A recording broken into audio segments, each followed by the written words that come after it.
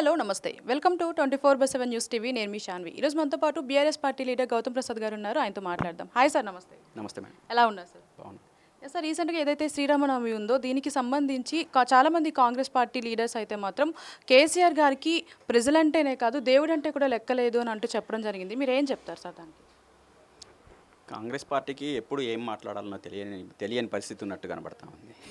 దేవుడు అంటే ఎవరు లెక్కలేరు, ఎవరు లెక్క చేయరు, ఎవరు లెక్కలోకి తీసుకోరో అందరికీ తెలుసు.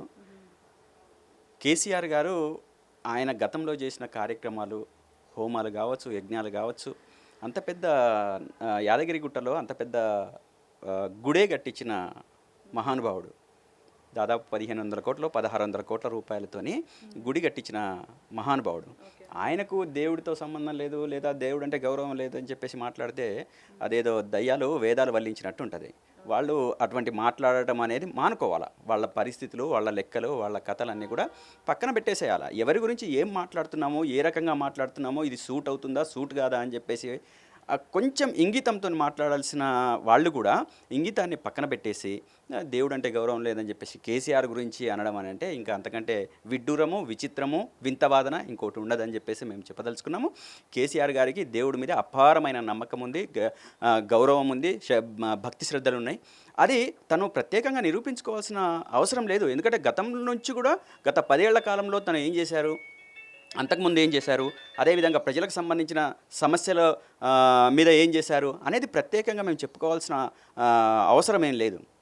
గతం నుంచి మనం చూసుకుంటే ఆ చరిత్ర మనం గమనిస్తే కేసీఆర్ గారు ఏంటి, దేవుడి పట్ల ఎట్లా ఉన్నారు, ప్రజల పట్ల ఎట్లున్నారు, ప్రజల బాగోగులేంది, అదేవిధంగా గుడులకు ఇచ్చే ప్రయారిటీ ఏంది, ఒక దేవుడికి ఇచ్చే ప్రయారిటీ ఏంది అనేది క్లియర్ కట్గా తనకు తెలుసు. దాంట్లో భాగంగానే అతను ఉన్నారు.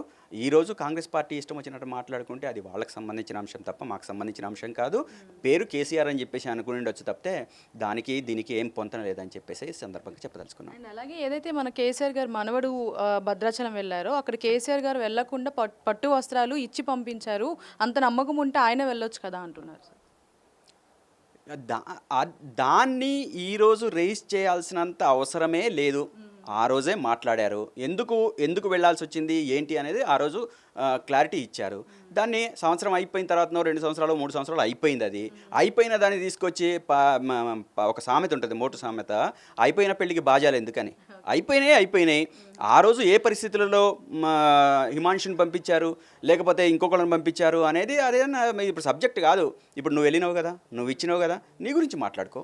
నువ్వు అక్కడికి వెళ్ళిన తర్వాత ప్రజలకు ఏం చేయదలుచుకున్నావో మాట్లాడుకో, లేదా భక్తుడిగా ఒక దేవుడికి నువ్వేం చేయదలుచుకున్నావో మాట్లాడుకో. అదే అక్కడి నుంచి వచ్చిన తర్వాత ప్రజాక్షేత్రంలో ప్రజలకు ఏమి మంచి పనులు చేయాలి, ఏ విధంగా నేను పరిపాలన చేయాలి, ఏ విధంగా తెలంగాణ రాష్ట్రాన్ని అభివృద్ధి పదంలో ముందుకు తీసుకెళ్ళాలి, దూసుకుపోయే విధంగా చూడాలి అని చెప్పేసి ఆలోచన చేయాలి. కానీ గతంలో ఏదో జరిగిందని చెప్పేసి అది మాట్లాడుకుంటూ కూర్చుంటే నీ పరిపాలన ముందుకెళ్ళేది లేదు. ఈ గౌరవ ముఖ్యమంత్రిగా ఉన్న రేవంత్ రెడ్డి గారి ప్రతిష్ట పెరిగే అవకాశమే లేదు. Thank you sir. Thank you.